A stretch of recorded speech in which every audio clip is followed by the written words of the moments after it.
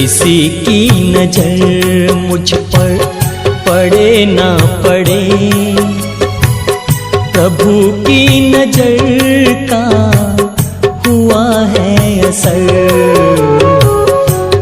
ओम शांति। 9 जून 2025। सुनते हैं आज के मुरली के कुछ मुख्य धारणा के लिए पॉइंट।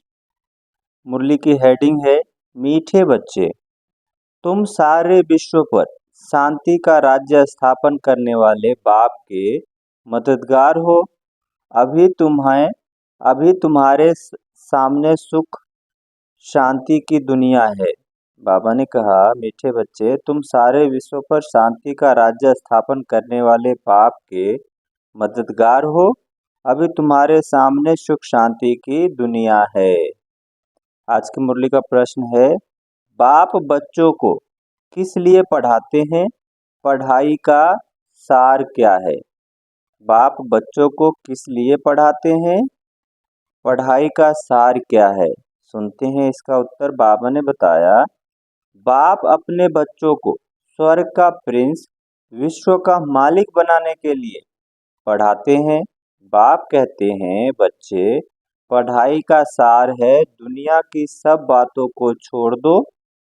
ऐसे कभी नहीं समझो हमारे पास करोड़ है, लाख है, कुछ भी हाथ में नहीं आएगा। इसलिए अच्छी रीति पुरुषार्थ कर पढ़ाई पर ध्यान दो। बाबा ने कहा कि ये मत समझो कि हमारे पास करोड़ है, लाख है, कुछ भी हाथ में नहीं आएगा। इसलिए अच्छी रीति पुरुषार्थ करो, पढ़ाई पर ध्यान दो। आज की मुरली का गीत है, आखिर वह दिन आया आज। अच्छा, मीठे मीठे सिके लधे बच्चों प्रति माता पिता बाप दादा का याद प्यार और गुड मॉर्निंग। रूहानी बाप की रूहानी बच्चों को नमस्ते। हम रूहानी बच्चों की रूहानी माता पिता बाप दादा को याद प्यार, गुड मॉर्निंग और नमस्ते। सुनते हैं धारणा के लिए मुख्य सार। पहला है, सवेरे सवेरे उठ पैदल करते बाप को याद करो। आपस में यही मीठी मीठी रूह रिहान करो कि देखें कौन कितना समय बाबा को याद करता है, फिर अपना अनुभव सुनाओ। सवेरे सवेरे उठ पैदल करते बाप को याद करो। आपस में यही मीठी मीठी रूह रिहान करो कि देखें कौन कितना समय बाबा को याद करता है, फिर अपना अनुभव सुनाओ। दूसरा पॉइंट है, बाप को पहचान लिया तो फिर कोई बहाना नहीं देना है, पढ़ाई में लग जाना है, मुरली कभी मिस नहीं करनी है। बाप को पहचान लिया तो फिर कोई बहाना नहीं देना है, पढ़ाई में लग जाना है, मुरली कभी मिस नहीं करना है। आज की मुरली का वरदान है, सर्व के गुण देखते हुए स्वयं में बाप के गुणों को धारण करने वाले गुण मूर्त भव। सर्व के गुण देखते हुए स्वयं में बाप के गुणों को धारण करने वाले गुण मूर्त भव। इसका विस्तार है, संगम युग पर जो बच्चे गुणों की माला धारण करते हैं वही विजय माला में आते हैं। इसलिए होली हंस बन सर्व के गुणों को देखो और एक बाप के गुणों का स्वयं में धारण करो। यह गुणमाला सभी के गले में पड़ा होना चाहिए।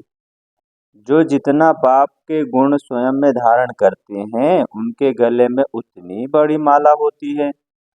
गुणमाला को सिमरन करने से स्वयं भी गुण मूर्त बन जाते हैं। इसी की यादगार में देवताओं और शक्तियों के गले में माला दिखाते हैं। बाबा ने कहा, गुणों की माला को सिमरन करने से स्वयं भी गुण मूर्त बन जाते हैं। इसी की यादगार में देवताओं और शक्तियों के गले में माला दिखाते हैं। आज की मुरली का स्लोगन है, साक्षीपन की स्थिति ही यथार्थ निर्णय का तख्त है।